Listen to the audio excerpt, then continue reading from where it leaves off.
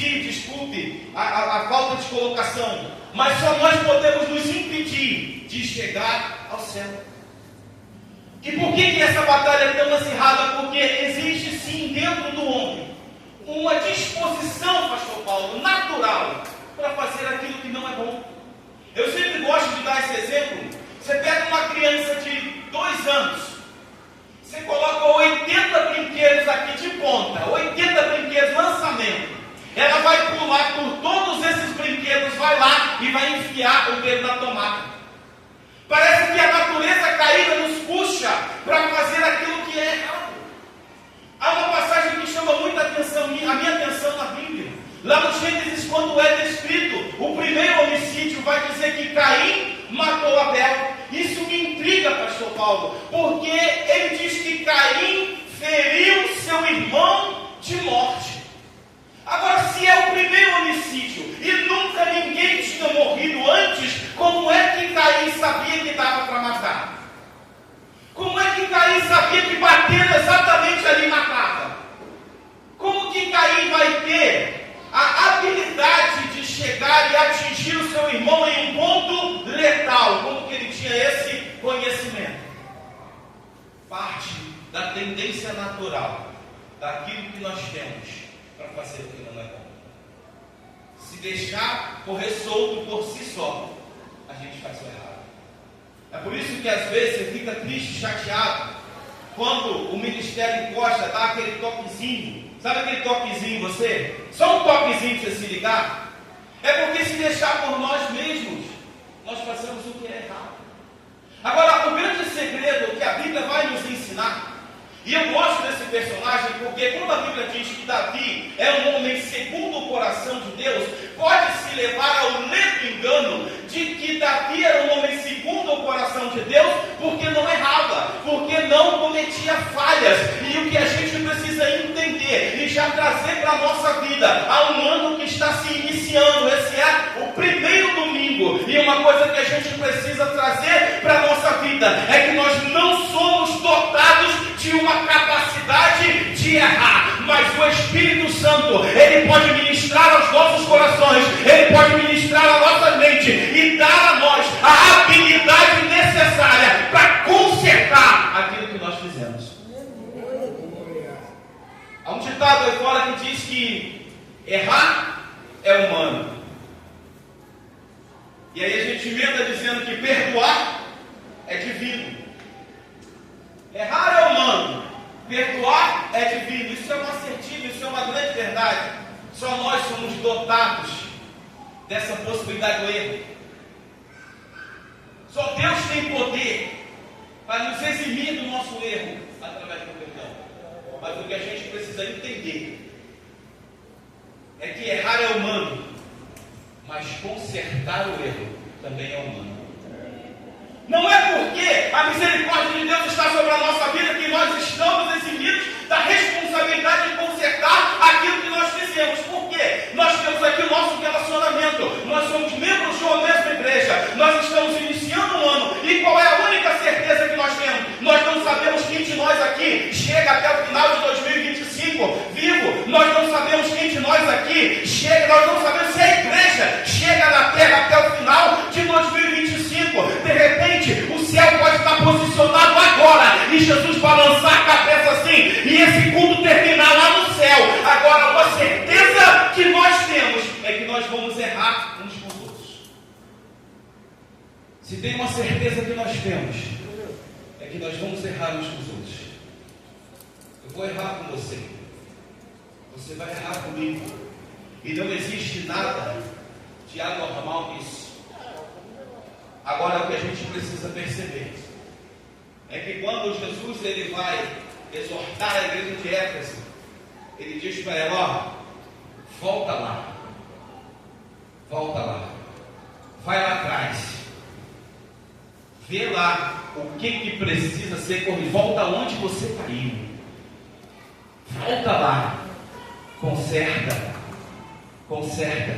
e segue. Por que Jesus não diz assim: Éfeso, fica um pouquinho ali, pera um pouquinho, eu vou lá atrás, eu vou corrigir um negócio lá atrás, fica aí. Mas ele diz para a igreja o quê? Volta lá, volta você lá.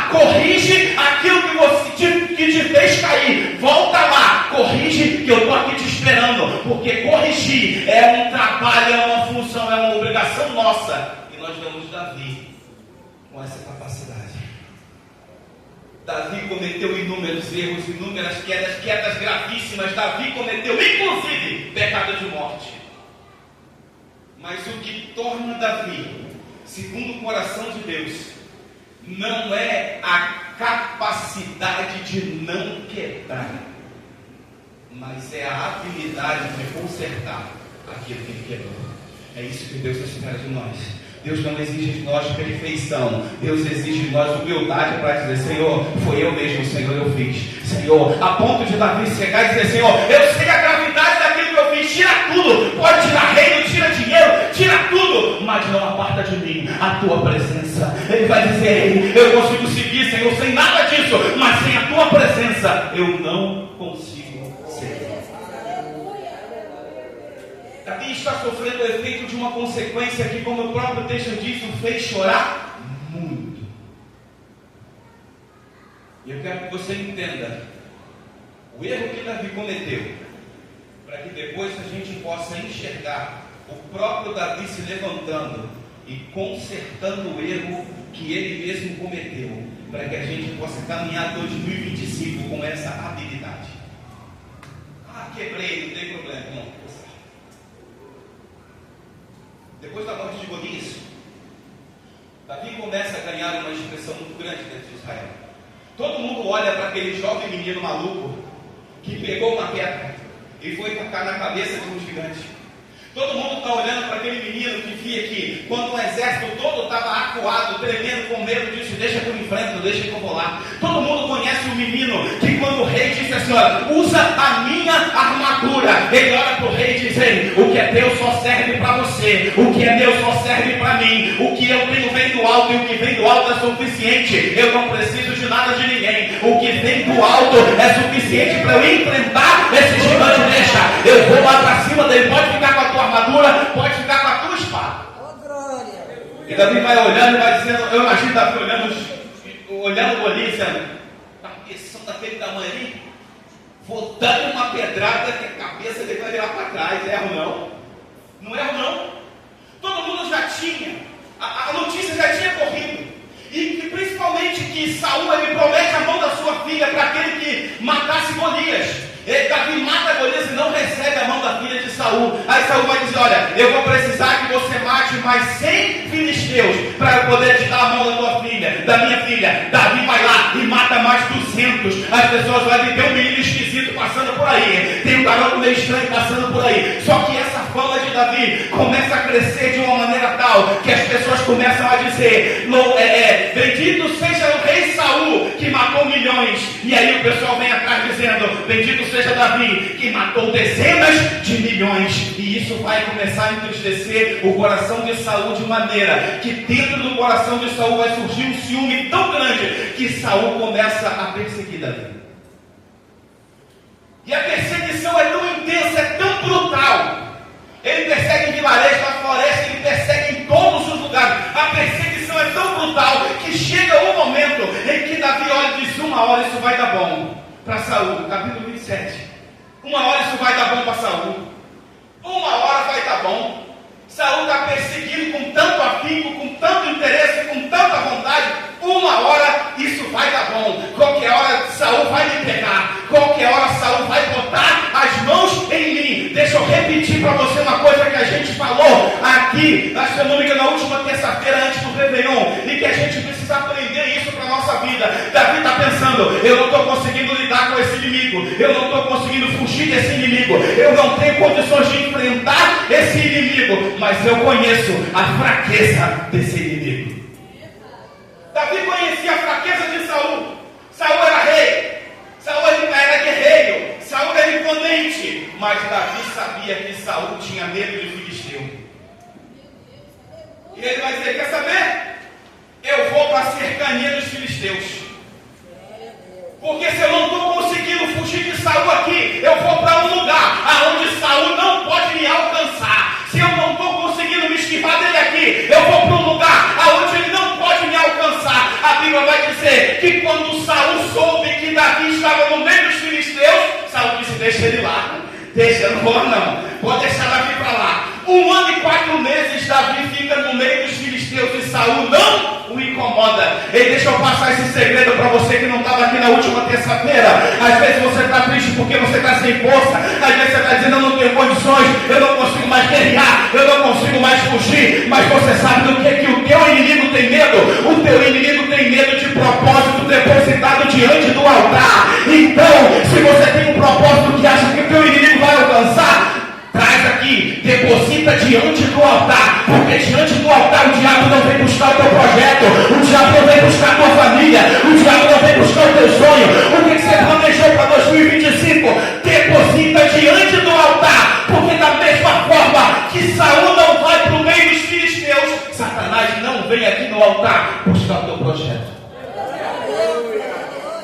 Deposita diante do altar, o diabo não vem buscar. Vai fazer igual Saul, mas lá deixa. Vamos deixar isso quieto, vamos mudar de assunto. Aí Davi vai chegar para o rei dos filisteus e vai dizer, olha, eu não queria morar na cidade real. Então, arruma uma cidade aí para eu ficar, estou com 600 homens aí, arruma uma cidade para eu ficar. Aí o rei vai dizer assim, show, beleza. O rei dos filisteus vai dizer, olha, pega ali a cidade de Ziclag, fica com ela então para você. E aí Davi vai habitar na cidade de Ziclag junto com os seus 600 homens e as suas famílias. Essa cidade agora pertence a Davi. Olha que audácia.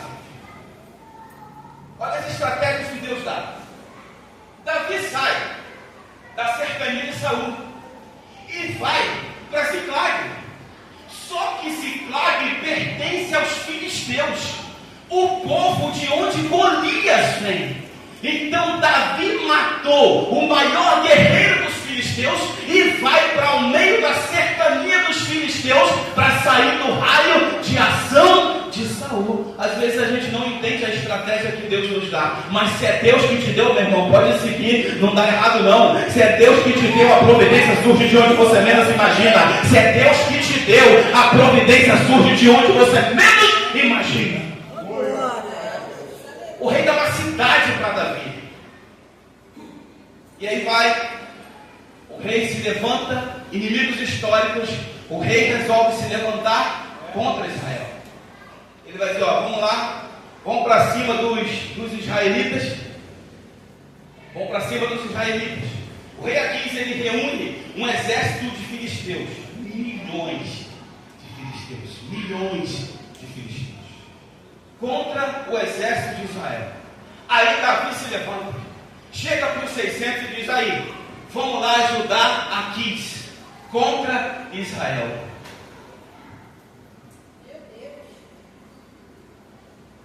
E abençoarei os que te abençoarem, e amaldiçoarei os que te amaldiçoarem.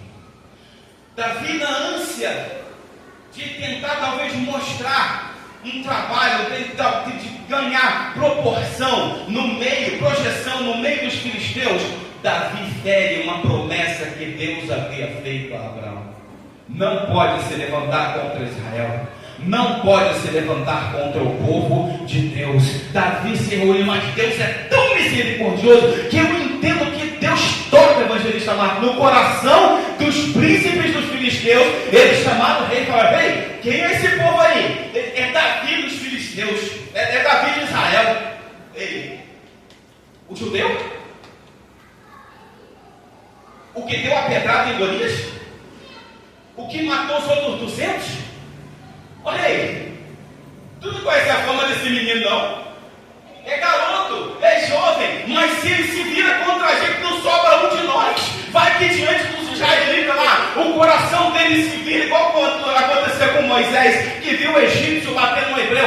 Vai que o coração dele se volta, ele tem um arrependimento e resolve pular para o lado de lá, não sobra um de nós, deixa esse homem aí. Leva não. Davi volta, 3 dias de viagem. Quando ele chega à cidade de Ziclag, mulheres e crianças e a cidade, tudo tinha sido levado pelos amalequitas. Os amalequitas são um povo nômade, inimigos históricos também de Israel. E eles eram os antigos donos daquela cidade, perderam aquela cidade para os filisteus. E agora eles levaram tudo. Quando eles chegam, eles olham, não tem mais as esposas, não tem mais as mulheres, não tem mais os enfermos, não tem mais os idosos, não tem mais animal, não tem mais nada. O texto vai dizer, e aqui que começa aquilo que a gente precisa tratar nessa noite. O texto vai dizer que quando Davi vê aquele cenário, ele chora, até que nele não houve mais força para chorar. Posso, com a tua permissão, forçar um pouquinho o texto? Um pouquinho sim. Davi chora, até que não haja mais força nele para chorar. Só que Davi entende o seguinte, que a única coisa que a lágrima faz é tirar a nossa força. A lágrima não resolve. A lágrima ela é importante para que a gente tenha um choque de realidade. E o que tem faltado hoje, o que a gente menos tem visto hoje, é choro pelo pecado. A pessoa cai, a pessoa erra, a pessoa falha e sai como se nada tivesse acontecendo. Ah, porque Deus perdoa, porque Deus é misericordioso, porque Deus, irmãos, o pecado tem que gerar em nós esse sentimento aqui, tem que ter lágrima, tem que gerar em nós o choro, porque senão não há vestígio de conversão. O cristão convertido de forma genuína, ele se entristece pelo pecado, ele chora pelo pecado, ele se abate pelo pecado. Se há conversão genuína, o pecado nos leva à lágrima. Ele chora copiosamente. E você já vai entender aqui porque que na minha concepção ele chorou. Depois que ele chora copiosamente, o texto vai dizer que ele se esforçou no Senhor. Ele vai buscar força em Deus. Isso aqui é importante demais, gente. Errou, caiu, deu ruim, se arrependeu, vai consertar da forma certa. Vai consertar diante daquele que pode te perdoar. Qual que é o maior problema que Judas criou para ele mesmo? Judas se arrependeu do que fez, a Bíblia diz. Ele se arrependeu de ter vendido Jesus. Só que quando ele se arrependeu, ele ao invés de esperar a promessa que depois de 3 dias Jesus ressuscitaria, ele foi tentar consertar as coisas junto com aqueles que ajudaram ele a quebrar. Ele vai para os fariseus e diz, toma o dinheiro de volta. Eu não podia ter feito isso. Eu vendi sangue inocente. Eles vão dizer, o problema é seu, meu irmão. A gente não tem nada a ver com isso não. O problema é seu. Por que não esperou? Por que não esperou? 3 dias. 3 dias. Mas ele foi consertado da forma errada. Davi foi buscar força no Senhor. E quando Davi vai buscar força no Senhor, e é aqui que eu acho que é por isso que Davi chorou. Porque aqui Davi vai consertar o erro que ele tinha cometido. Quando ele se levanta para ir contra os israelitas, ele se levanta por uma decisão pessoal dele. Ele decidiu. Só que a gente precisa entender, irmãos, que a gente não é mais dono da nossa vida. Nós fomos comprados na cruz a preço de sangue. Então você não se manda, eu não me mando, você não se pertence. Você não pertence a você. Davi, ele toma uma decisão, só que ele, por ele mesmo, se levanta e diz, vamos lá, aonde que você vê sucesso em algo feito fora da permissão de Deus? Tanto Davi sabia disso, que quando ele vai buscar força no Senhor, ele não se levanta, se enche de garra, de força e fala, vamos atrás deles. Não, ele quando vai buscar força no Senhor, ele se levanta, estufa o peito, limpa as lágrimas, eu estou imaginando, ele limpa as lágrimas, estufa o peito, diz, prepara todo o exército aí, a gente vai para onde? Vamos para cima deles, Davi? Não, manda chamar o sacerdote, chama o sacerdote lá. O sacerdote vem, e Davi vai dizer, eu devo ir ou eu não devo ir? Agora Davi conserta o erro que ele tinha cometido tanta vez. Agora Davi corrige o erro. Ei, gente, eram só as mulheres e os filhos que estavam lá. Era o tipo de coisa que alguém fora da direção de Deus não ia pensar 2 vezes. Eles vão lá, mas não, ele, peraí, já fizemos errado a primeira vez e custou caro pra gente, agora vamos fazer certo. Manda chamar o sacerdote. Irmão, existe um nível de tolerância diferente para o erro e para a reincidência. Você vai tropeçar? Vai. Eu vou tropeçar? Vou. Mas o que a gente não pode é cair toda vez na mesma pedra. Toda vez na mesma pedra. Eu me lembro quando a gente era pequeno, a gente era da Assembleia de Deus, e tinha um irmão que ele, toda Santa Ceia, tinha aquela ceia do concerto. Aí eu queria pedir perdão à igreja porque esse mês eu me destemperei e eu acabei passando do limite para minha esposa. Eu agredi ela, irmãos, mas eu já pedi perdão a ela. Eu queria que a igreja também me perdoasse. Aí os irmãos perdoam, amém. Mas todo mês era isso, um belo dia.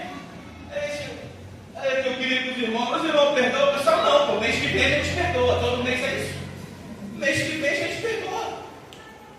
Porque tropeça todo dia na mesma pedra, meu irmão. Se o erro não gerar na gente aprendizado, a gente vai tropeçar toda vez na mesma pedra. O diabo não vai precisar nem mudar a estratégia.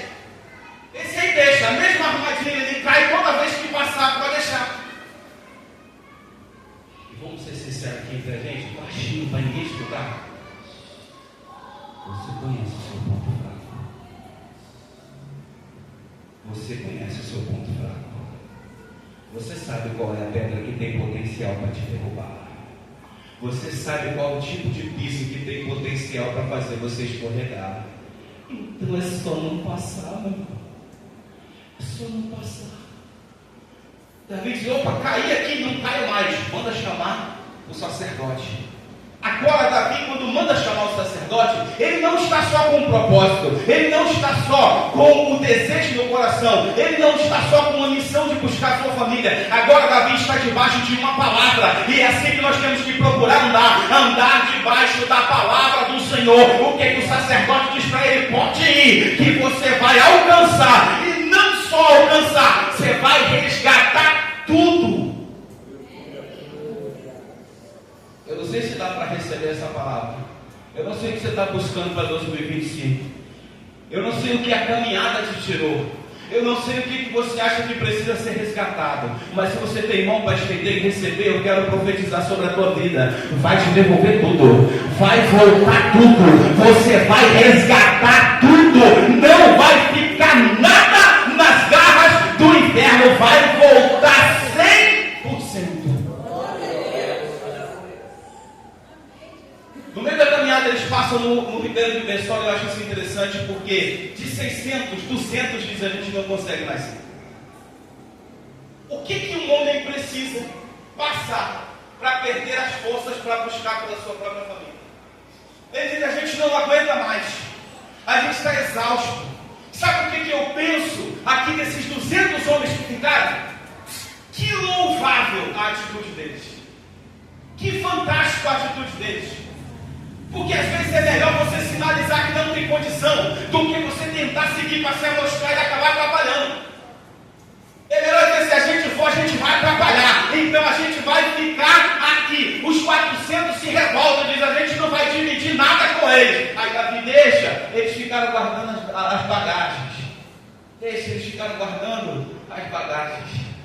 Saber até onde a gente pode ir. Eles vão lá, resgatam tudo, trazem tudo de volta. Aí Davi vai dizer assim, olha, os que ficaram lá guardando a bagagem, a gente vai dividir por igual, porque a gente precisa entender até onde o fôlego do outro pode ir.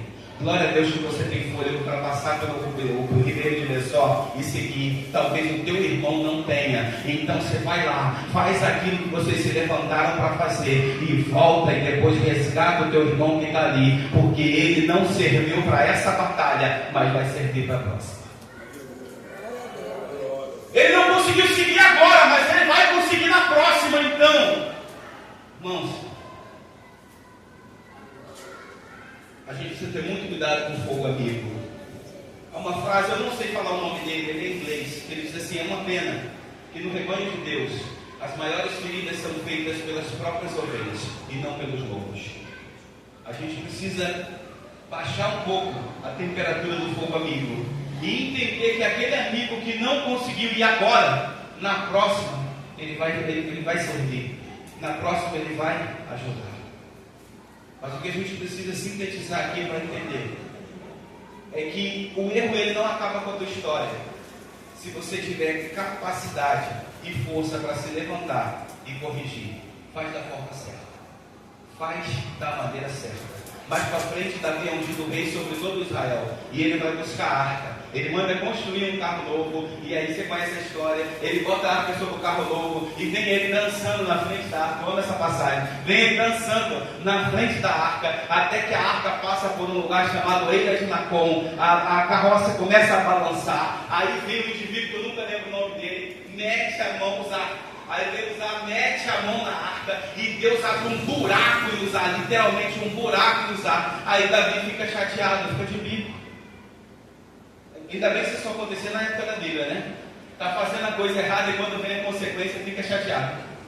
Está fazendo a coisa errada e quando vem a consequência fica de bico. Evangelista, o que Davi estava fazendo de errado? Davi sabia que a arca não poderia ser transportada em carro novo. A arca tinha que ser transportada no ombro dos levitas. Aí ele fica sabendo que a arca abençoou a casa de Obed-Edom. O que ele faz? Vamos fazer um carro mais novo? Vamos botar mais bois? Não, ele manda chamar os levitas. E é difícil porque com os levitas é assim, ó, 6 passos, para, sacrifica, adora. Mais 6 passos, para, sacrifica, adora. Aí você vai dizer, poxa, mas aí 6 passinhos para, é devagar, é lento, a coisa demora muito. E aí Davi está dançando de novo na frente, só que agora ele está dançando e fazendo a coisa certa. Está demorando, mas ele está fazendo a coisa certa. Tanto que a Bíblia traz para nós um ressalto. Quando ele está com a arca em cima dos carros, do carro novo, diz que ele vem dançando com força. Ele vem dançando com força, fazendo a coisa errada. Quando a arca está no ombro dos levitas, o texto diz que ele não vem dançando com força, ele vem dançando com todas as suas forças. E Davi vinha dançando com toda a sua força. Irmão, corrige, volta lá e conserta. Eu sei que às vezes a gente fica com a carinha meio vermelha, eu sei que às vezes a gente fica envergonhado, mas não tem coisa melhor do que você estar aqui num culto, adorando, glorificando o nome do Senhor, e o diabo olhar e dizer, não posso nem falar nada, não posso nem meter o dedo na cara dele, não posso nem meter o dedo na cara dela, não posso nem acusar de nada. O que quebrou, consertou, eu não posso nem falar nada. Agora não tem coisa pior do que você estar num culto onde a adoração está fluindo, onde Deus está falando, e você está com glória engasgada aqui, e o diabo está no teu ouvido dizendo, para de graça, porque eu sei que você não é nada disso. Para de graça, porque eu sei que na solidão no teu quarto não é bem isso não, hein? Para de graça, porque eu sei que não é isso que o teu WhatsApp fala sobre você não, hein? Para de graça, porque eu sei que no teu trabalho não é isso não, hein? Não tem coisa pior do que você estar adorando, mas o diabo ter cartas na manga contra você.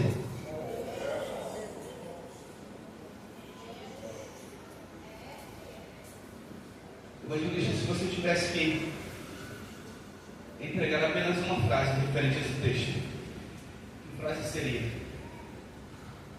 Volta lá e corrige. Que Deus abençoe.